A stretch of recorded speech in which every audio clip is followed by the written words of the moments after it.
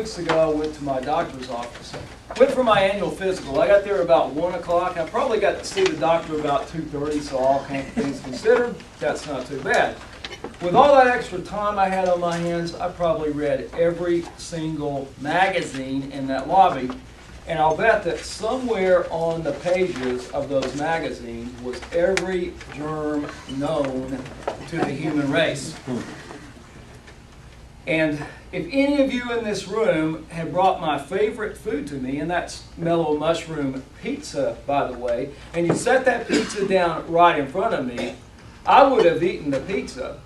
But there's no way I would have eaten that pizza without first going outside and washing my hands with some soap and water, or pulling out my handy Purell that I carry with me everywhere I go. How many of you in here use Purell? All right, I'm not the only one. And I don't know about the rest of you here this evening who use Purell, but I feel like sometimes I focus too much on washing off my hands and not enough on cleaning out my mind. What I'm going to speak with you about this evening are mental germs. I'm going to define a mental germ. I'm going to give a couple of examples of mental germs.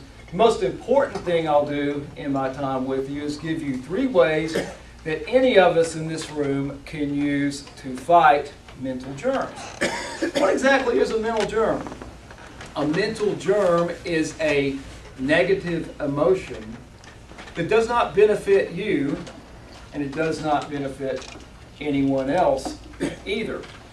2 examples of mental germs are resentment and denial.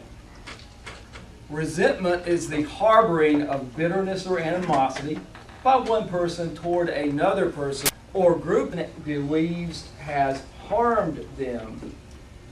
Denial is the failure to accept a fact by a person because accepting that fact would be very unpleasant. And the fact is usually rejected in the face of overwhelming evidence that the fact is true. Let's say that I go back to see my doctor again. And this time my doctor says, "Bill, I have diagnosed you with a major medical condition." And I go, "Doc, you're crazy. Did you even bother to go to medical school? I'm never coming back to see you again." And I walk on out of that doctor's office and don't even bother to go see another doctor and get a second opinion. That is some pretty serious denial that could prove fatal to me. How many of you are Clint Eastwood fans? All right. I love Clint Eastwood movies. One thing I especially like about Clint Eastwood movies is the taglines in a lot of those movies. In the movie Magnum Force, the tagline is, "A man's got to know his limitations."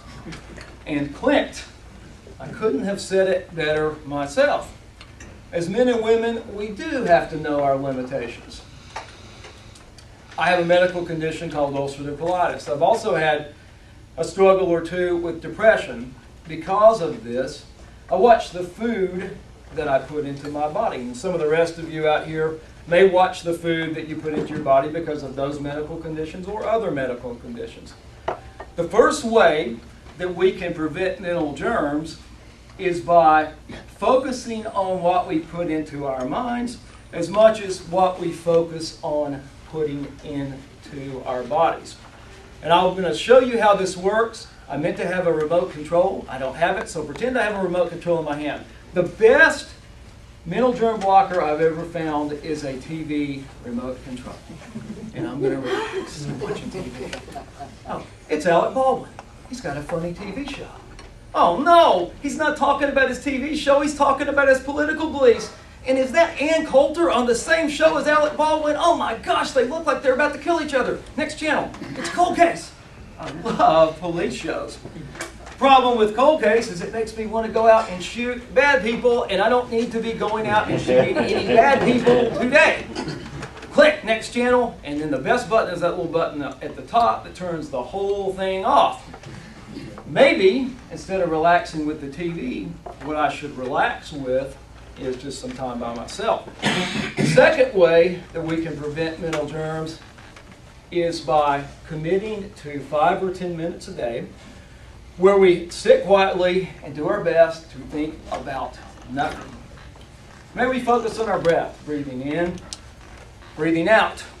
In some spiritual traditions, this is called meditation. In other spiritual traditions, the one that I am from, it's called silent prayer. I don't know what it is about silent prayer and meditation.